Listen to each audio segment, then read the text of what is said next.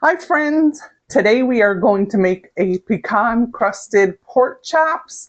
It's fall and I thought this is a good time of year to make something like this. So I'm going to start with a reduction sauce I'm going to make for that.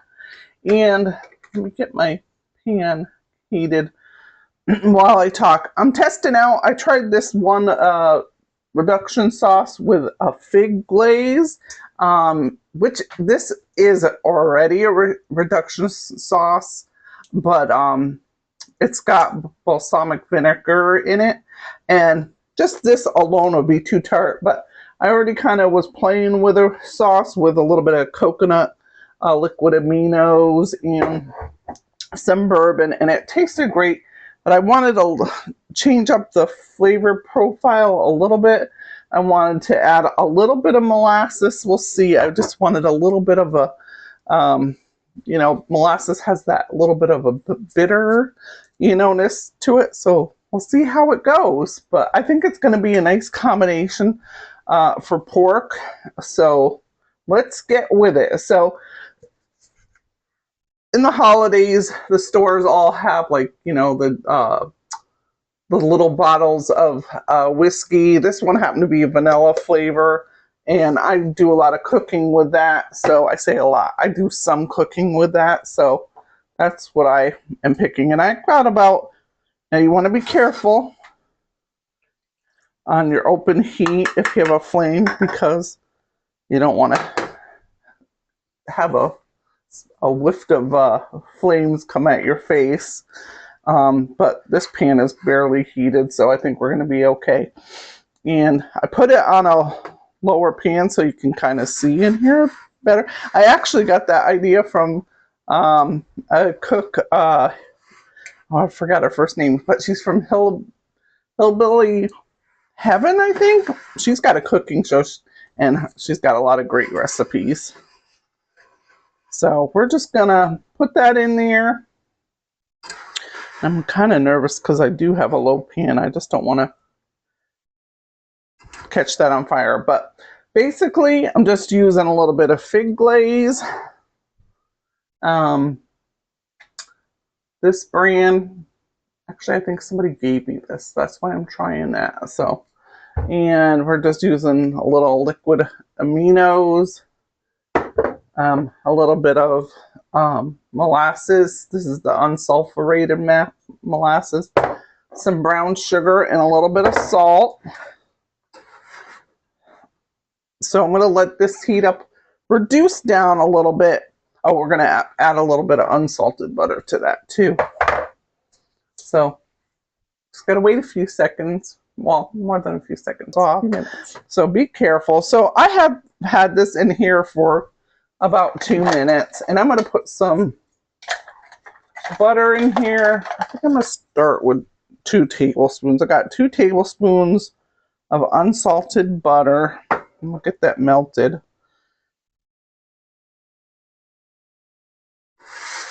And there's lots of different flavors you can do with this with. I wanted something a little bit more, a little bit of a bitterness to it, so that's why I'm using some molasses. We're going to use a fig glaze that is like a balsamic fig glaze, and then we're going to use this coconut aminos and a little brown sugar.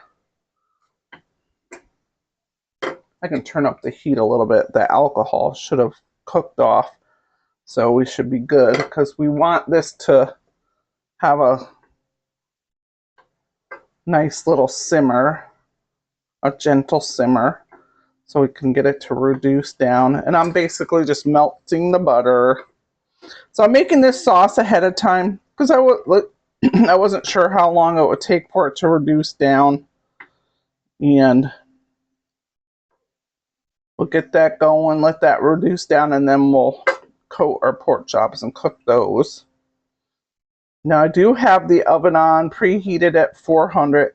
We're going to start them on the stove and then finish them off in the oven. It won't take long to finish cooking them in the oven. Yeah, this is reducing a little bit, actually. Good. So, all right. So we're going to start with, I say start, I've already started. So we're going to add to this. I'm going to do 1 tablespoon of coconut liquid aminos. This is really good if you got somebody that's gluten-free or needs to eat gluten-free. That's a good pick for this.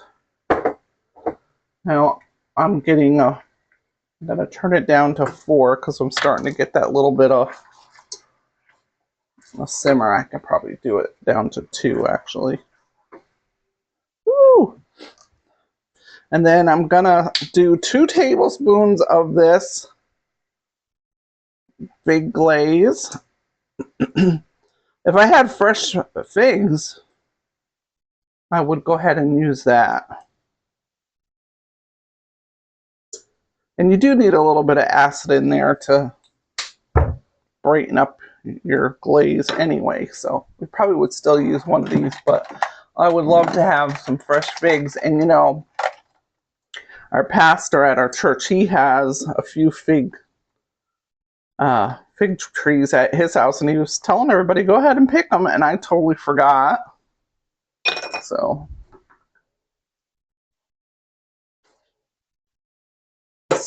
smelling good so far. A good pinch of salt.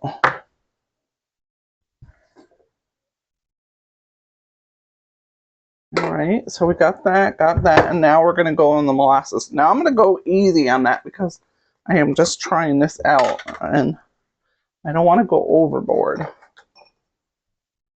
So I'm gonna start with that's what molasses that reminds you of fall flavors. It's fall and Christmas time, winter, right? Gingerbread, ginger snaps. Wouldn't that taste good? Some ginger snaps with some pecans. Oh, wish I had that. All right. Gonna let this just cook a little bit.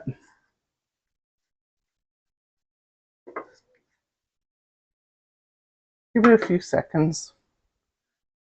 I'm gonna let this cook down for about a minute, and then I'll add my brown sugar.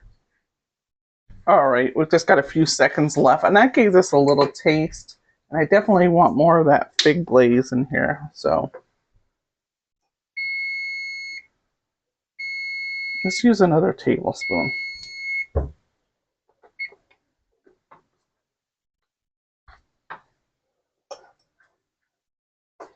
And I don't know if I need any more of that, but I could use a little more molasses. I'm going to go with another tablespoon. I love trying out new recipes, new flavor profiles. Get bored with the same old stuff every night. So, what about you?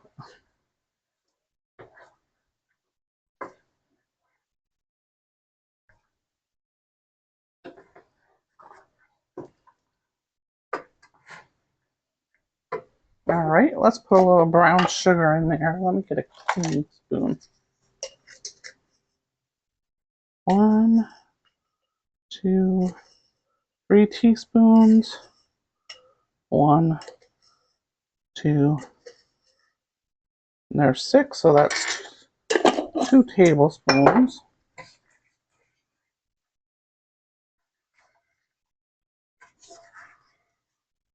It smells good.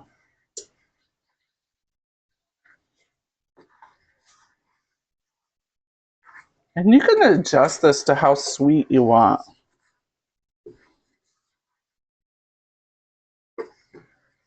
I'm thinking I might need 1 more tablespoon, but I'm gonna stir this down a little bit. Let's taste it. It's really hot, so be careful.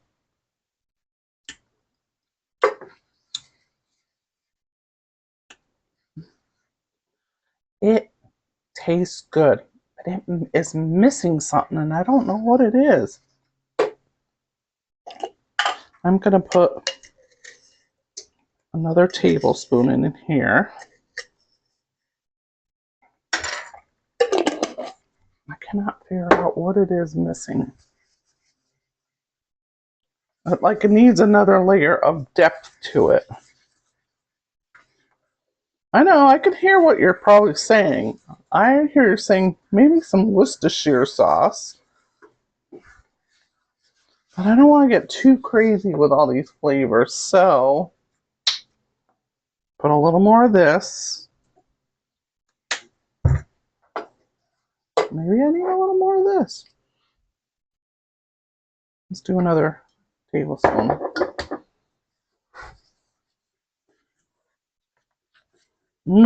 Smells good.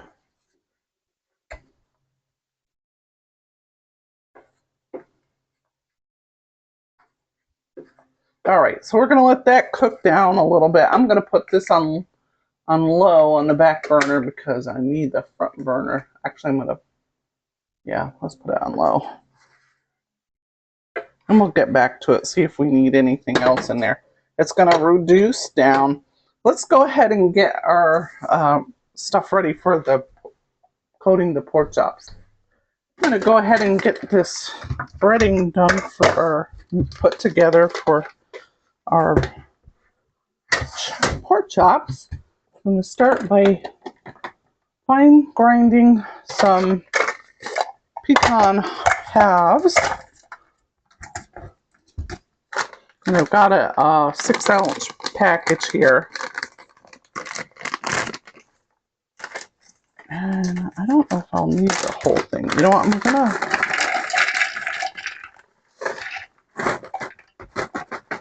do about 3/4 of the package. One for the cook.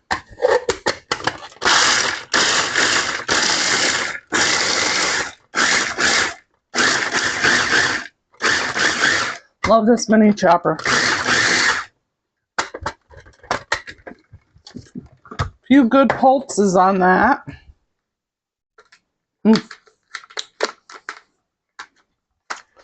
Okay.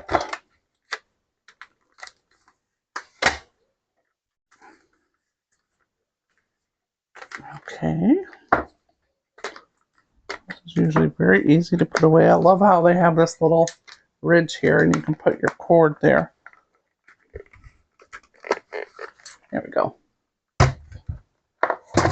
All right, let's get a plate. Let's see how much. Let me get a measuring cup just to see how much I got there so you can get an idea of how much you might need.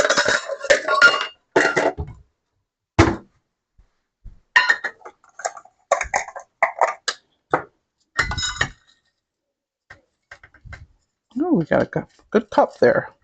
Yeah, I timed that, or I planned that pretty good.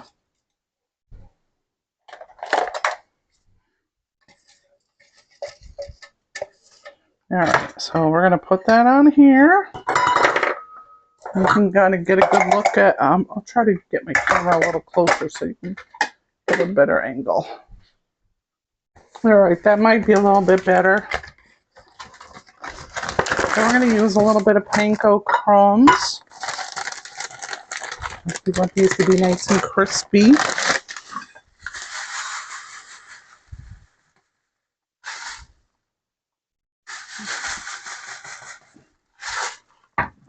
I'm going to use about 3/4 a cup of that.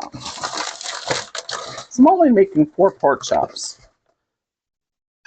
And I was thinking, I don't know if I was just thinking out loud or not, but with this sauce, I'm like, I think it needs a little more bourbon. Let's just mix that up. And now we're going to put some seasoning in that because we don't want to have a bland. Oh, you know what? I meant to chop that up with this, so I'm going to have to cut this. But I got some rosemary, dried rosemary. I was going to put that in with the pecans and crush that up. So here I have a teaspoon of salt, a teaspoon of pepper. I have half a teaspoon of onion powder, half a teaspoon of garlic powder, and a half a teaspoon of ground ginger. And we got about a teaspoon and a quarter of dried rosemary. And if you like a lot of rosemary, you can add a little bit more. I'm trying to chop these up while they're dry. I knew I didn't want to forget to put them in the mini chopper. It would have made my life a lot easier because these like bounce all over the place. I don't like that. Probably can't really put that in there now, so I'm going to crumble that up with my hand. And every once in a while, keep an eye on that sauce.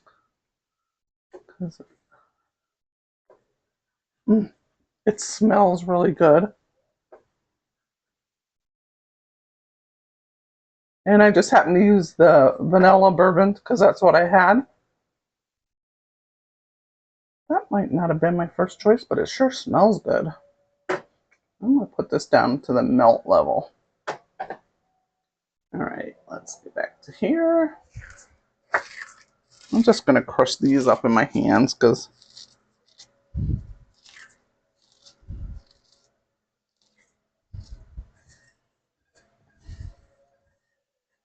give it a good mix up. Now you can't save this once you put the pork in there, but we could put some to the side if we don't use it all. We could add some. You just want to mix it really good before you. And let me give it a once over through, because you want to make sure all your seasonings are well incorporated in that.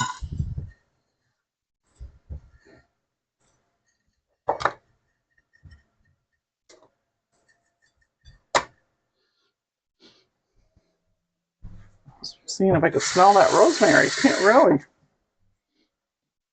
Probably because this smell is overtaking that in a good way.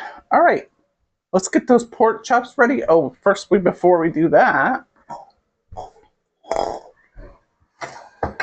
let's make a little space here. We do want to beat one egg,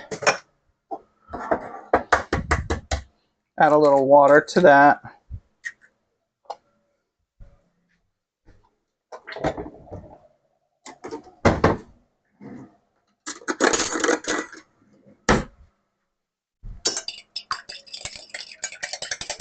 Give it a little whisk. I'm going to add a little cold water to this.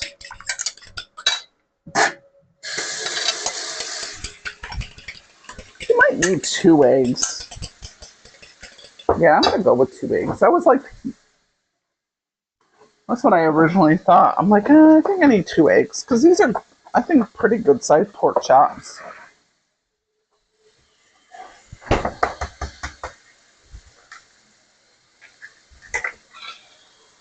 Let's add our cold water. A couple of tablespoons.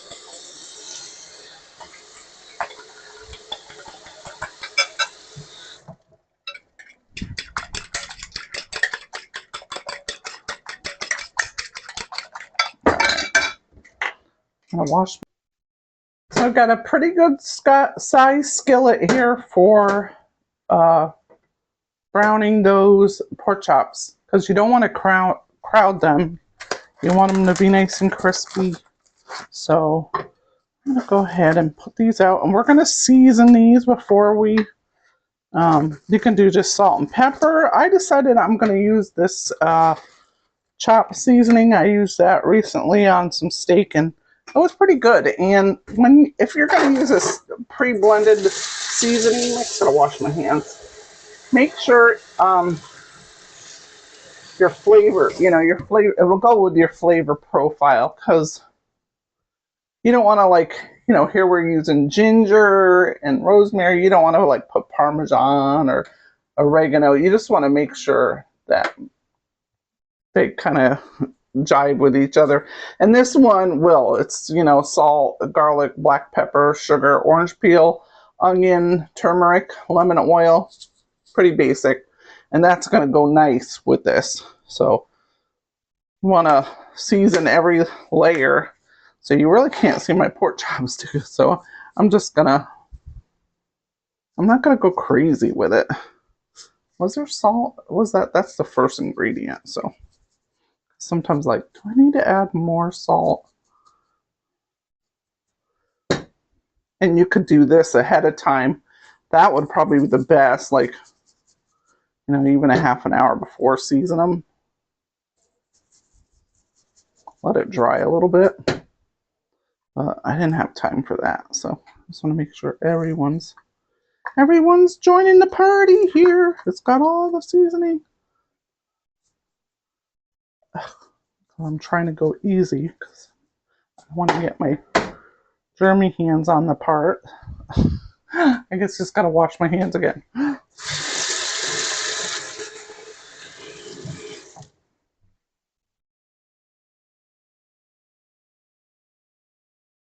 And I broke my thermometer. I had we're checking out my oil, so we're just gonna have to wing it. All right.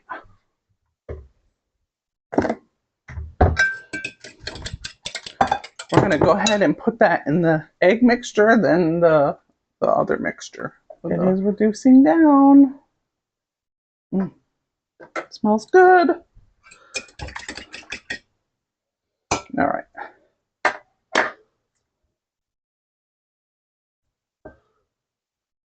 And coat that well. And if you've seen any of my other videos, I'm getting fancy here on this one using a bowl because usually I just use Ziploc storage bags, the gallon size, and dip in there. Like a lot of times I'll put my coating in there too. I'm using plates today, but I thought I'd do it a little bit like this because I'm using the pecans. Pecans are expensive, so I want to make sure I get every little bit. I didn't want them clinging into the bag. Usually if I do a flour and seasoning mix,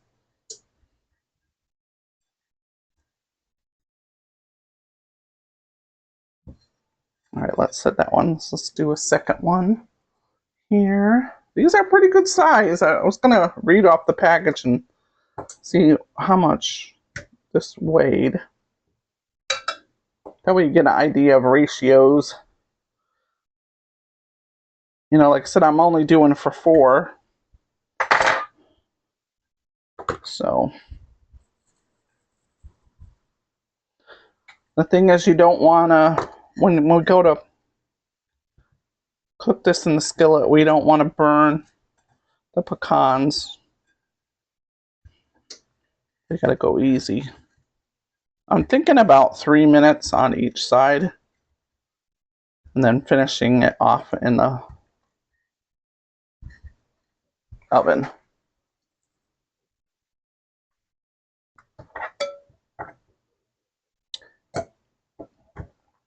I don't make pork chops as much as I think I would. I do really like pork chops, and I prefer the bone in. What about you? Because I feel like you have a lot more flavor with the bone in. Well, it's more than what I feel. It is true. The bone gives you a lot more flavor. As I was prepping, I'm like thinking, do I have any pork chop stories? One of my favorite pork chop dishes is something my aunt used to make, and I don't remember her cooking a lot of different things, but I do remember this one particular thing that she made. And give me a moment, let's get this started and we can talk about my aunt. I hear a nice sizzle. That's a good place to start. You know what? We're only going to be able to fit 3 in here, I think. We'll see. Let's see. Maybe I can get it. that fourth in here without not being too crowded. Anyway, my aunt, she would make pork chops with tomato sauce, an Italian tomato sauce, and she'd bake them in the oven just pretty much like that with garlic and tomato sauce, and would have a pot of spaghetti to go with that. Put enough sauce in with the pork chops. That's really my favorite way to have pork chops, I think. Now we're pretty much using this whole mixture.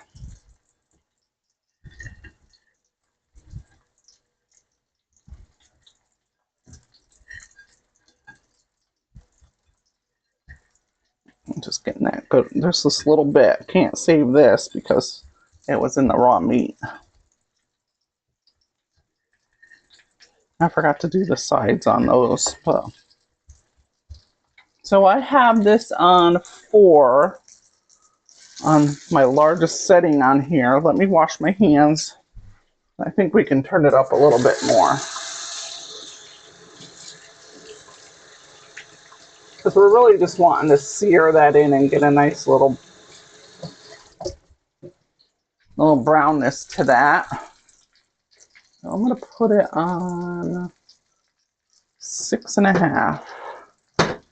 Probably couldn't really put it up a little higher, but let's move this. We'll let this cook. I'm going to set my timer for 3 minutes. We'll be back. It smells great in here. I wish you could smell it. But I have had these on for 3.5 minutes. Let's go. You know what? I'm going to let it go for another 30 seconds because that's doing pretty good. This is really has reduced down. I might just have it reduced a little bit more. You can see how it flows, but I want that a little bit thicker.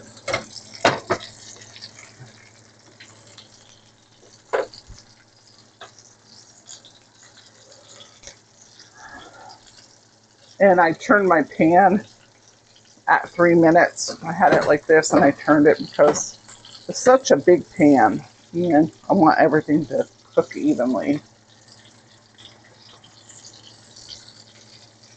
All right. I can flip these over. Yeah.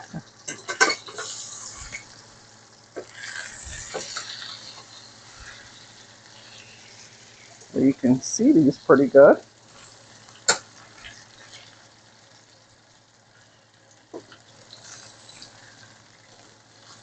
There we go. Let's put that on for 4 minutes. Probably 2 minutes, and I'll rotate that pan again too. So one other pork chop, I'll tell you another favorite pork chop recipe is one my mom always used to make. It was, she would put a layer of sauerkraut, and I think she would bread the pork chops and then lay those on top of the sauerkraut and bake it that way. Now, my sister and I kind of differ on remembering if it was crispy or soggy. I remember the top being crispy, but the bottom part, of course, hitting the sauerkraut, it was a little, the breading was a little bit soggy. My sister said, "Oh no, I remember it being totally soggy." And I said, "Well, no, I remember the top being crispy." So we kind of like, I don't totally know. It's probably a happy medium somewhere between there. We both have different ideas or memories of my mom making that, but that was a really good. And I have tried to make it, but I can't make it as good as my mom. And my sister has made it, and she does a great job too. Whenever I make it, it's like either I get the pork chops way too soggy, or I get them too tough. So I used to be so worried about pork chops. You know, you just got to cook them so I'd always get concerned that anybody would get sick over my pork chops. I definitely probably way cooked the heck out of them. So, and I'll put on this video, I forget exactly as many times as I've been cooking. I still can't remember what pork chops are. I'm not sure if it's 160 or 165. I might be thinking about beef. But I'll take a look at that and I'll put that up here. So we got one more minute. So we'll come back when these are ready. We'll put these on the baking dish. Oven's good and preheated already to 400. So we're ready to go as soon as this part is done.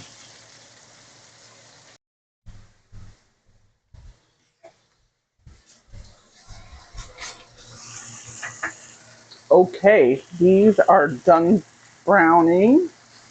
Let's get their fork and see how nice and brown that is.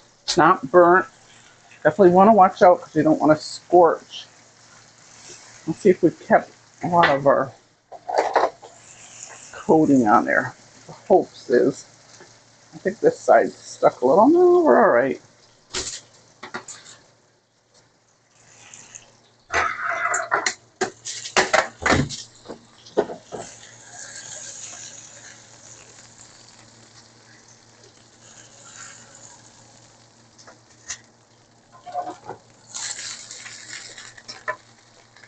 Let's put a little bit of that oil on here. This is coconut oil, by the way.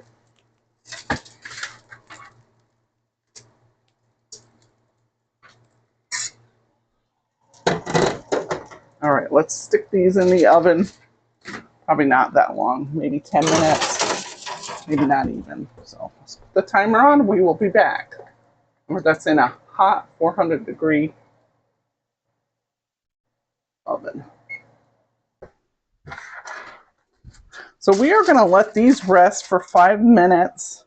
I made some rice. My husband reminded me that I had homemade macaroni and cheese in the fridge, so I'm going to really heat some of that up for him because that is another perfect dish is macaroni and cheese with pork chops. I love macaroni and cheese and pork chops. So, and our sauce is done. We want to give that a try. Let's put it in a little dish and give it a little taste. We're going to let that cool down a little bit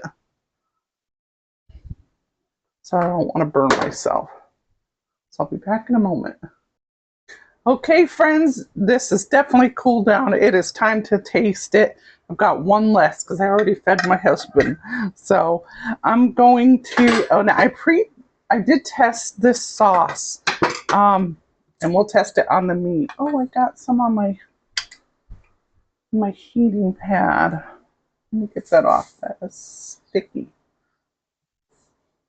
I ended up adding like a pat of butter, a little pat of butter, and a tad of water because I let it get a little too thick, but this smells great. This tastes good.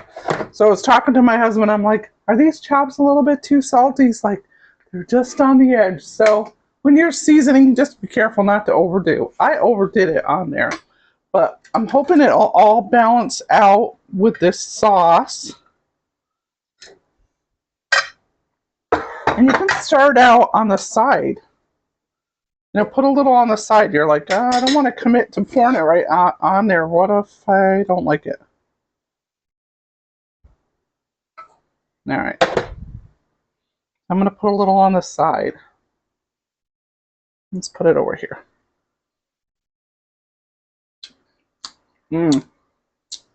Yummo. I like that a lot. I can't say the fig really stands out, so I've got to work on that a little bit. But it is still a nice balance. That molasses is not overpowering because, you know, you could have a problem with that if you use too much. And I'm going to drizzle this right on here because I really like how this tastes. And if you want it a little thinner, just add a little more water to it, or don't reduce it down so much. Now that's pretty. And I'm going to have mine with some rice.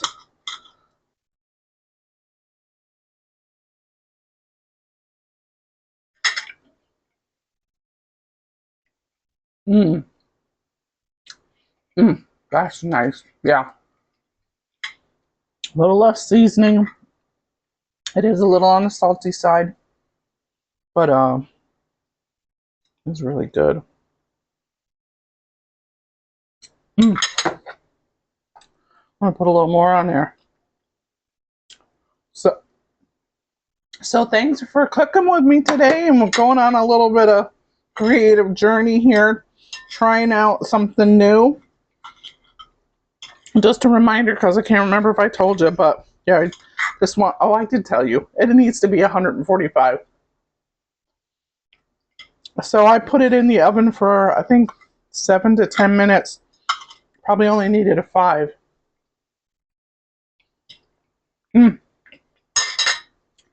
That is good. So if you're having company,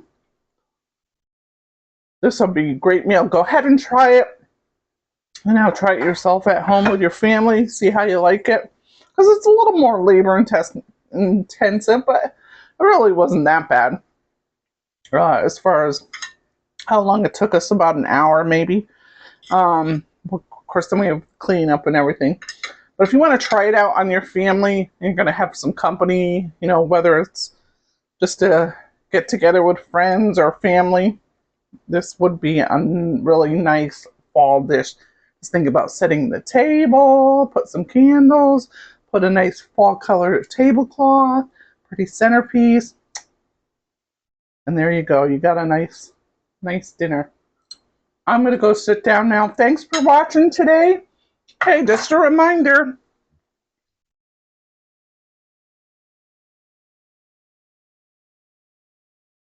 Just a reminder, if you haven't subscribed, go ahead and hit that button and follow me. You can catch all my latest recipes. We've got for everyday meals, we've got appetizers, lots of desserts to celebrate those special occasions and holidays and just getting together with friends. So if you like this video, please leave me a comment, give me some engagement there.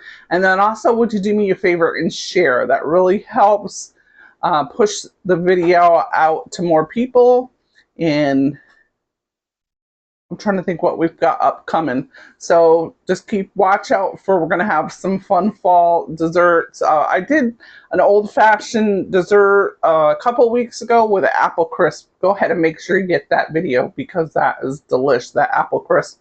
And we're going to be having some more old-fashioned desserts this fall. But we're really going to be also focusing on Thanksgiving because it is almost 2 months away. We got to start planning. So you're going to start to see a lot of videos on and information on Thanksgiving. And if you haven't already, if this is your first time watching, I do offer a free ebook on 7 steps to hosting a stress-free Thanksgiving dinner. If you're wanting some tips to just pull off that Thanksgiving dinner, maybe you haven't done it before and you're like, oh, what's all the things I need?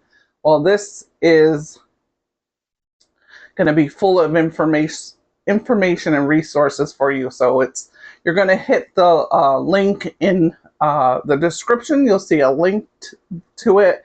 It's backtohomewithdoreen.com, and we'll go ahead and send that out to you.